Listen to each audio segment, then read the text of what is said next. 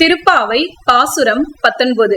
நேற்றைய நாள் பாசுரத்தில் நப்பின்னையை பலவாறு அழைத்து கதவை திறக்கச் சொன்ன ஆண்டாள் நாச்சியார் இன்றைய நாள் பாசுரத்தில் நப்பின்னையையும் கண்ணபிரானையும் சேர்த்தே எழுப்புவதாக அமைந்திருக்கக்கூடிய அற்புதமான பாசுரம். குத்து விளக்கு எரிய கோட்டுக்கால் கட்டில் மேல் மெத்தென்ற பஞ்ச சயனத்தின் மேல் ஏறி கொத்து அலர் பூங்குழல் நப்பின்னை கொங்கை மேல் வைத்து கிடந்த மலர் மார்பா வாய் திறவாய். மைத்தடம் கண்ணினாய் நீ உன் மணாளனை எத்தனை போதும் துயில் எழ ஒட்டாய்கான்.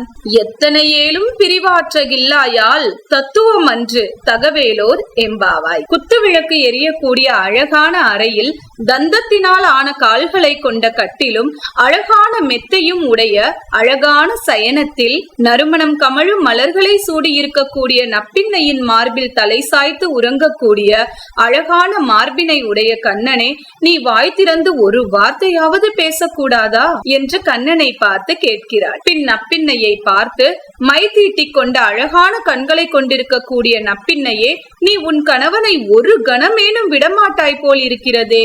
அவனை எழவிடாமல் தழுவிக்கொண்டே இருக்கிறாயே, இது உன்னுடைய பெருமைக்கு அழகா?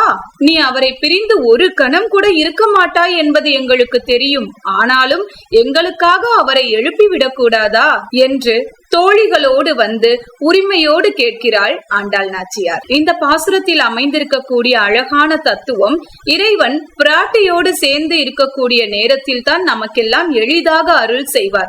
நமக்கெல்லாம் அருள் செய்யக்கூடிய அந்த கண்ணபிரான் இப்படி உறங்கிக் கொண்டிருப்பது அழகா என்று பிராட்டிக்கு நினைவுறுத்தி பிராட்டியாகிய நப்பின்னையை எழுப்பி அதன் மூலமாக கண்ணபிரானின் அருளை பெற நினைக்கிறாள் ஆண்டாள் நாச்சியார். நன்றி.